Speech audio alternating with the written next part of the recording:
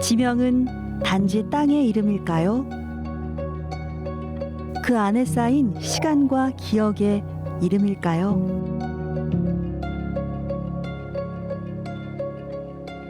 대구의 서쪽 끝, 하루에도 수만 명의 사람이 오가는 성서는 대구를 대표하는 산업지역 중 한 곳인데요. 대구를 넘어 대한민국 경제발전의 한 축을 담당했던 성서는 꽤 오래된 역사를 품고 있는 곳입니다. 이곳을 삶의 터전으로 삼고 세대를 넘어 지역의 역사를 만들어 온 사람들.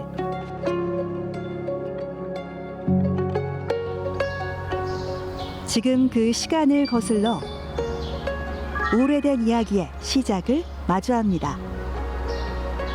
성서가 품고 있는 이야기를 풀어봅니다.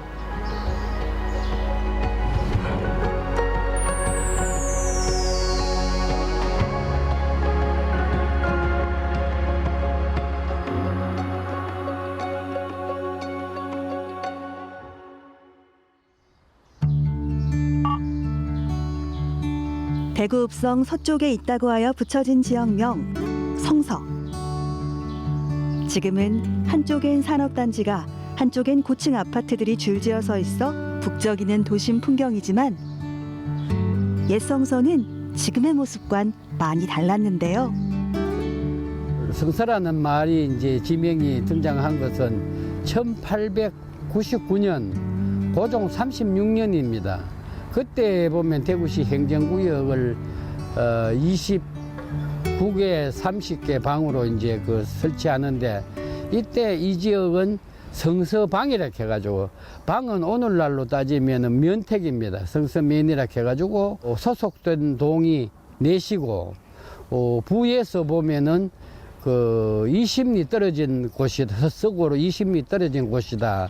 이래 나와 있는데 그 면이 용산, 이곡, 그 다음에 신당, 파산 4개 동이 이제 성서방이다, 성서면이다 이런 기록이 있는 걸로 봐서 그때 이제 성서라는 말이 문서상에 처음으로 등장하게 됩니다. 그러니까 지금부터 한 126년 정도 전이죠.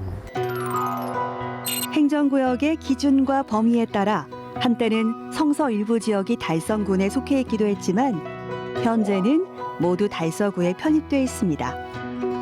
1958년에 달성군에 소속되어 있던 성서가 이제 대구시로 다시 환원되면서 그때 대구시 성서 출장소가 개설됩니다. 그때 12개 동으로 확립된 것이 오늘날 부분적으로 조금씩 변화는 있습니다만 오늘날 그대로 유지되고 있는 것으로 압니다. 우리나라 경제의 중심이 농업이었던 시기, 성서 지역 사람들도 농사를 지으며 삶을 일궈왔는데요. 풍년이 들길 기원했던 마음과는 달리 성서 지역에는 잦은 범람으로 인해 사람들은 늘 가슴앓이를 해왔다고 합니다. 성서공단 지역은 그 당시에 늪지였기 때문에 사람들이 살기 어려웠습니다. 다만 이제 금호강하고 낙동강이 범람원으로 인해 가지고 충적토는 토양이 좋기 때문에 농사 짓기로서는 토양으로 봐서는 상당히 유익하지만은 잦은 수해로 인해 가지고 상당히 농사를 옳게 수확을 거두기가 어려웠어요. 그래서 그 당시에 사람들이 얘기 들어보면 매우 삶이 고달팠다 이런 얘기입니다. 한국 경제 성장이 눈부시게 일어나던 시절, 성서 지역도 그 변화의 중심에 있었는데요. 1970, 80년대 대한민국이 경제대국으로 나가는 중요한 시점에 성서는 선도 역할을 하게 됩니다. 1965년도 성서공단이 1차로 조성되지 않습니까? 그때부터 공업도시로 변모하면서 그리고 또 그것이 2차, 3차로 확장되면서 시민들에게 삶의 여유가 생기고 또한 뭔가 하면 이 주택지는 공단이 들어서 물이 내가지고 근로자들이 한 5만 명 된다 않겠습니까? 시대가 빠르게 변화하면서 우리를 둘러싼 풍경도 급속도로 바뀌어왔습니다. 산과 들, 강으로 이루어졌던 주변 풍경은 어느새 사라지고 그 자리엔 공장과 아파트들이 들어섰습니다. 한적했던 거리는 사람과 자동차로 빽빽해졌고요. 성서는 대구가 이제 우리나라 3대 도시로서 경제력을 뒷받침하는 것이 몇 개 공단이 있지만은 성서공단이 그 중에 가장 큰 역할을 할 수 있다고 볼 수 있죠. 대구 행정구역 중 가장 인구가 많은 달서구. 그 달서구 중 한 지역인 성서. 성서에는 약 4천여 기업이 자리하고 수만 명의 인구가 거주하고 있는데요. 그런데 처음 이곳에 터를 잡은 이들은 누구였을까요? 그 뿌리가 되는 역사의 시작점을 찾아가 봅니다. 이곳은 달서구 용산동. 도로가 바로 옆에 위치한 기와 건물이 눈에 띕니다. 병암서원인데요. 병암서원은 성주 도시문중이 지금까지도 그 명맥을 이어오고 있는 중요한 서원 중 하나로 꼽히는 곳입니다. 원래 우리 성주도가는 지금 대구 북구 7구, 옛날에 8거현이라고 그랬는데 고려시대 공신인 진짜 할아버지가 800경의 식채를 받았어요. 아마 240만 평쯤 될 거예요. 7곡군 현재 일대, 북구 일대 전체를 다 포함했는 그곳에서 오래 해서 원래 우리 도가가 8거 도가입니다.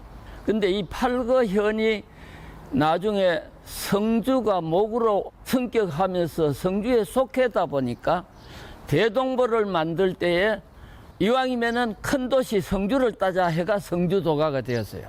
거기서 오래 사시다가 16세 할아버지 우공 할아버지가 경상자도 병마 우울을 하셨는데 그 할아버지가 이제 자리를 좀 옮기자 하고 택했는 곳이 서재 땅입니다. 지형적으로 와룡산을 등으로 지고 성서 일대 옛날에 서하면이라 그랬어요. 등을 지고 사람들이 마을을 이루고 살 수 있는 여건상으로는 동서남북 산밑이라 해야 될 거 아니에요. 그 중에 제일 알맞은 땅이 서재였다 이 말이에요.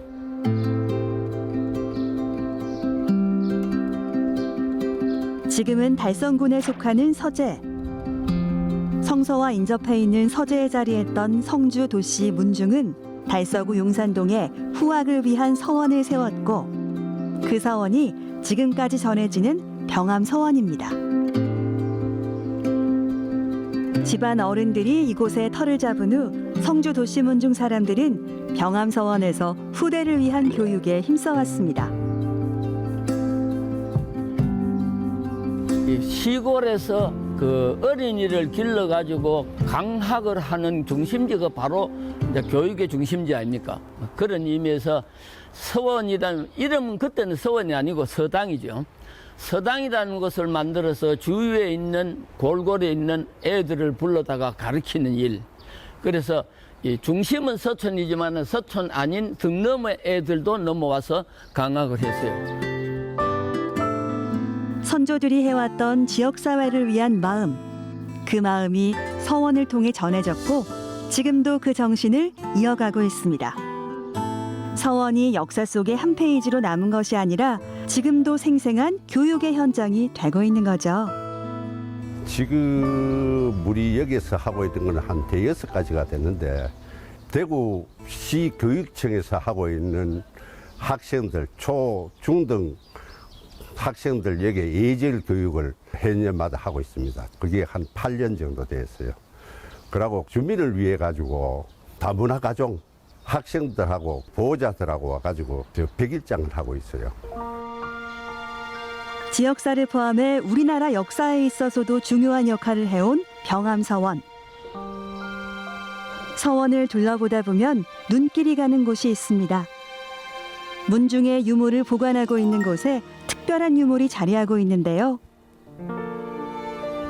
황강연조도입니다.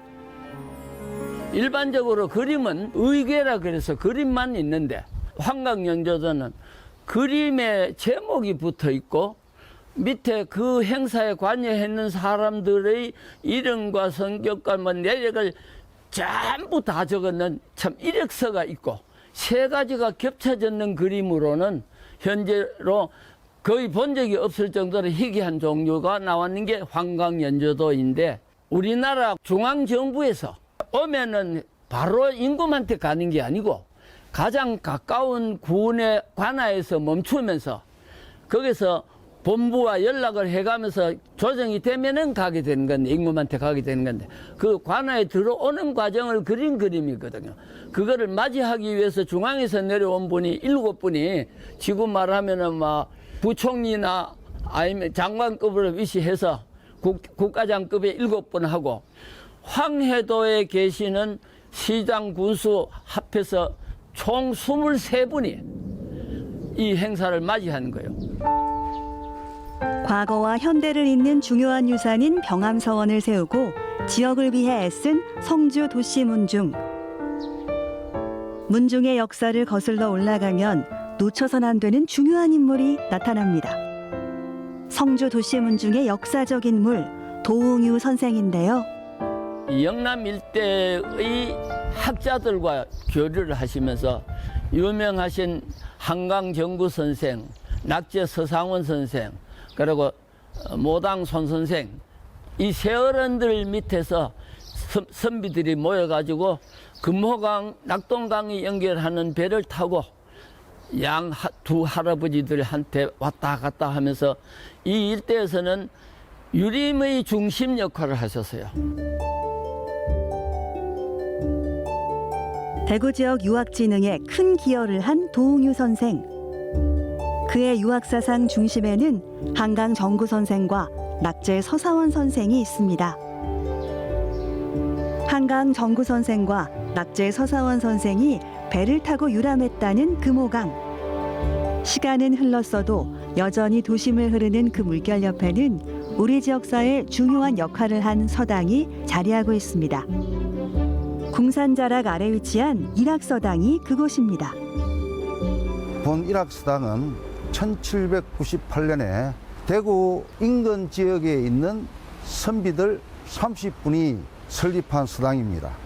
그러므로 이 서당의 특징은 9개의 문중이 연립해서 설립했다는 데 이해를 갖고 있습니다. 9개 문중 30명의 선비가 모여 문을 열었다는 일학서당. 조선시대 고을마다 아이들을 가르치고 유학을 이어온 장소가 강학소인데 일학서당은 오래전부터 교육공간으로서 그 역할을 이어오고 있는 건데요. 그 중심에는 한강 정구 선생과 낙제 서사원 선생이 있습니다. 하나는 모한당이고 하나는 경미제입니다. 모한당이라는 것은 한강 선생을 존모한다는 뜻입니다. 경미제는 경은 우러러 모신다는 뜻입니다. 그래서 이 낙제 선생의 원래 호가 미낙제입니다. 그래서 앞에 미자를 따서 경미제, 제는 집제자입니다. 역시 낙제 선생을 우러러 모시는 그런 뜻이 되겠습니다. 조선시대 성리학을 이어온 대학자 정구 선생을 잇기 위해 서당 한쪽에 모한당을 세웠고 임진왜란 당시 대구에서 처음으로 의병을 조직해 팔공산 전투에서 공을 세운 낙제 서사원 선생을 기리기 위해 경미제라는 편액을 설치했는데요. 서당을 둘러보다 보면 눈에 띄는 그림 한 점이 나옵니다. 금호 선사 순유도는 금호는 금호강을 이야기합니다. 선사는 다사읍 이천리 거기에 가면은 서사원 선생님을 모시는 이강서원이 있습니다. 그 근처에 선사라는 지명이 있습니다. 이 지역에 유명하신 33분의 선비가 이 금호강에 유유히 유람을 하시면서 시를 읊으시고 논일던 그런 광경을 조형유락하는 화가가 그린 그림입니다. 임진왜란 당시 의병을 조직하고 또한 현감을 지내며 우리의 땅을 지켜낸 낙제 서사원 선생. 전란이 끝난 후 서사원 선생은 한강 정구 선생을 만나 회포를 푸는데요. 잔잔한 금호강에 배를 띄워놓고 학문을 논했던 정구 선생과 서사원 선생. 두 사람은 유학을 기본으로 낙동강 중류 지역의 학자들을 이끌게 되는데요. 이들의 활동을 두고 최근 새롭게 정의된 말이 낙중학입니다. 우선 낙중학이라는 용어가 우리 학계에 이제 나오게 된 게 한 10여 년 됐습니다. 좀 줄여서 한 말인데 전체로 말하면은 조선시대 낙동강 중류 지역의 유학 이렇게 해서 낙동강 중류의 낙중을 따서 낙중학이라고 했습니다. 고려 말 조선 초 그리고 조선 중기 그리고 조선 말에 이어지는 하나의 학맥적 어떤 개성의식과 더불어 학문 내용적으로도 보면은 지리적으로 분명히 이 지역은 영남 유학과 구분되는 다른 지역 유학과도 구분이 되는 점이 있고 영남 유학 안에서도 낙동강 상류 지역의 유학 퇴계 중심에 그리고 하류 지역의 남명의 그 유학과도 구분되는 그러한 차별적 특성이 있기 때문에 낙중학이라는 하나의 그 학문명을 붙이게 되었습니다. 낙중학이란 새로운 정의가 세워지게 된 건 한강 정구 선생의 영향이 가장 큰데요. 퇴계 이황 선생의 제자로 영남 중부지방에 퇴계학을 전한 정구 선생. 그리고 퇴계학을 대구 지역에서 꽃피우니가 낙제 서사원 선생입니다. 안동 출신의 학봉 김성일과 서예 유승용 그리고 좀 거리가 떨어졌는 성주 출신의 한강 정구를 흔히 3대 제자라고 얘기를 하죠. 근데 바로 이 영남 중부 낙동강 중류 지역으로 퇴계학이 오는 과정은 그냥 오는 게 아니고 한강 정구 선생을 통해서 들어오게 됩니다. 그 한강 정구 선생은 원래 성주 출신이고 이제 그 학문적 활동과 관료 생활을 임진왜란 기간 그 이후 광해군 시기까지 하게 되는데 그런데 이 굉장히 학문적으로는 가장 그 퇴계 학파 중에서도 가장 대표적인 인물이죠. 대구 지역 바로 본인이 퇴계학을 들고 또 본인의 학문을 들고 대구 지역으로 오셨고 거기에 대구 지역을 대표하는 학자가 바로 이 낙제 서사원 선생, 달성 서시죠. 바로 이 서시들 그리고 손천울 선생 해서 이 대구 지역 일대 유학자들이 대거 바로 한강 정구 선생의 문화에 나아가게 됩니다. 두 사람의 뜻을 잇고 학문을 이어가기 위해 여러 사람이 모여 지은 것이 일학서당. 오랜 시간이 흘렀어도 예전 선비들이 시를 읊고 학문을 논하던 금호강은 여전히 일학서당 앞을 유유히 흐르고 있습니다.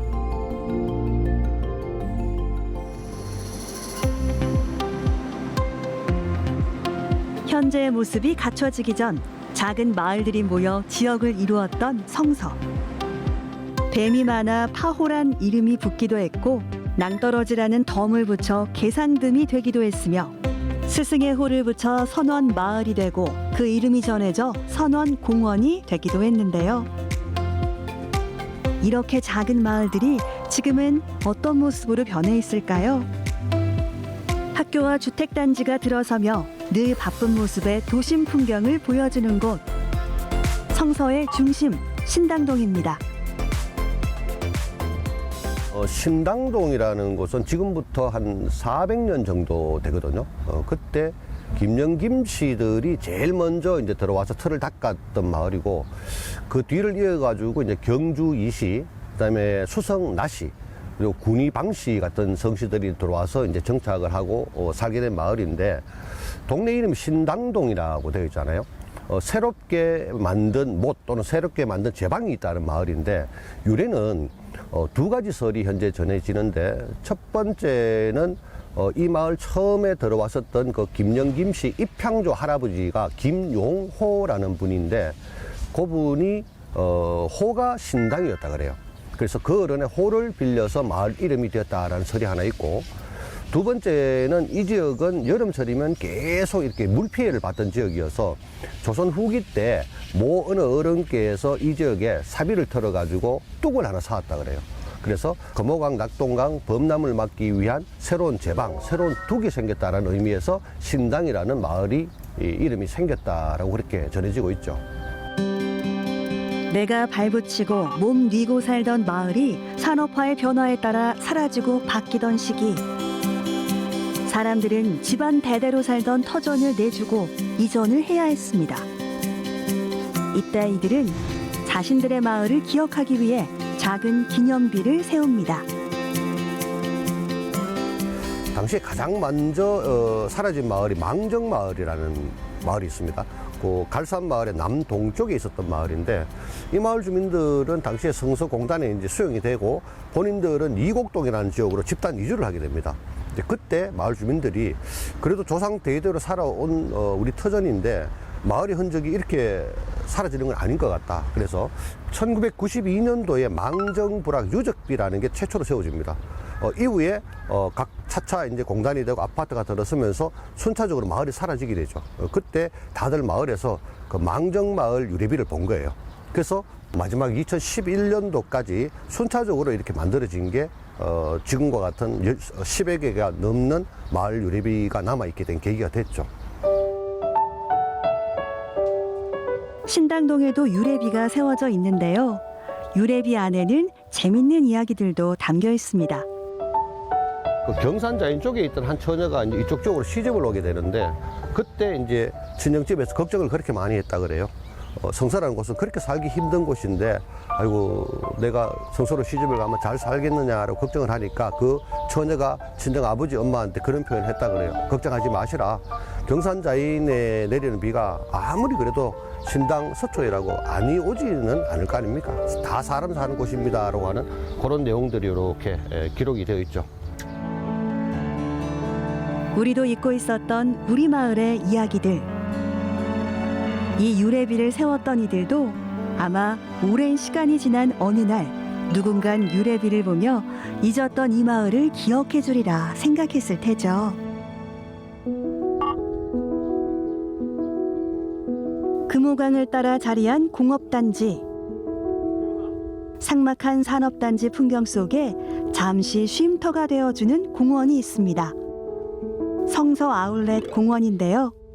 이곳에도 마을 유래비가 세워져 있는데 눈에 띄는 점은 유래비 옆에 나란히 세워져 있는 여우상이 있다는 겁니다. 이 지역이 지금은 이제 호림동이라고 불리는데, 본래 자연불황명은 홀림이라고 불렀습니다. 홀림이라고 불렀는데, 이 마을이 여우를 닮았다 그래요. 그래서 풍수지리적으로 봤을 때는 이제 여우의 마을이다 그래서 나중에 이제 지명이 한자로 바꿀 때 여우호, 수풀림 해서 호림동으로 이렇게 바꾸게 된 겁니다.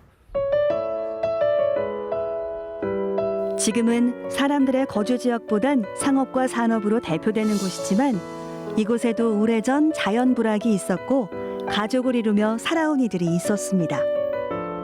비록 터전을 떠나 이주해야 했지만 잊고 싶지 않았던 마을을 기억하기 위해 유래비를 세웠는데요. 이 유래비에도 성서 지역의 이야기들이 담겨 있다고 하네요. 금호강 낙동과 합류되는 지점은 이제 넓은 백사장이 펼쳐져 있었는데, 흔히 우리 심리명사라 그럽니다. 심리에 걸쳐 백사장이 펼쳐져 있었는데, 백사장이 워낙 좋다 보니까 전국적으로 아주 이름난 전국적 규모의 큰 씨름판이 이 마을에 많이 벌어졌다라는 이제 그런 또 얘기도 나오고. 세월이 흘러도 누군가의 기억 속에는 여전히 그리울 우리 지역, 우리 마을. 누군가는 잊고 지낼 그 역사를 여전히 그리워하고 기억하고 있습니다. 마을 한편을 지키는 당산나무처럼 유래비는 그 자리에 우두커니 서서 역사를 지켜내고 있고요. 지금 살고 계시는 연세 이제 지그시 드신 어르신들은 마을은 사라졌지만 그래도 공원에 이렇게 산책하러 나왔을 때, 아, 우리 당산나무 모시던 저 나무가 아직 남아 있고, 그리고 우리 마을의 역사를 이렇게 돌에 새겨 놓았던 것을 이렇게 보시면서 아마 돌아가실 때까지 나의 고향 하는 그런 어떤 아주 강한 어떤 그런 고향에 대한 향수라든지 추억 이런 것을 비록 마을은 없어졌지만 계속 이렇게 가슴속에 품고 사실 수 있지 않겠느냐라는 그런 생각이 많이 듭니다.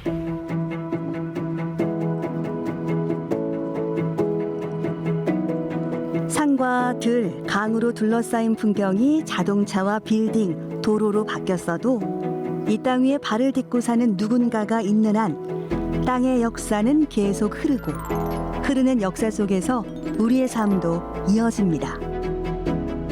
내가 사는 이곳의 역사를 기억하고 되돌아보는 건 앞으로 내가 살아갈 날의 밑거름이 되는 아주 귀중한 일이 될 겁니다. 과거 없는 이제 현재가 없고 그리고 현재 없는 미래가 없다라고 하잖아요. 내가 살고 있는 이 땅에는 지금부터 수백 년 전에는 이 땅이 누군가의 그 삶의 터전이었고 애환이 담겨 있고 그 지역의 이름이 있지 않습니까? 그 지역의 그 역사와 문화, 그 다음에 살던 사람들의 애환, 이런 것이 응축되어 있는 공간이고 따라서 그 지역의 정체성이라고 말할 수 있습니다. 우리가 이 지역 흔하게 지나가는 낙동강 금호강 지나가면 전혀 관심 없다가 한번 가보고 또 내막 보고 또 다른 연결된 거 보고 하면서 그러다 보면 내 삶도 굉장히 풍부해지고 또 내 사는 곳에 뿌리를 내리지 않겠나 이런 생각이 듭니다. 땅이 있고 그 땅 위에서 삶을 이어가는 우리가 있는 한 땅의 역사는 계속 이어집니다.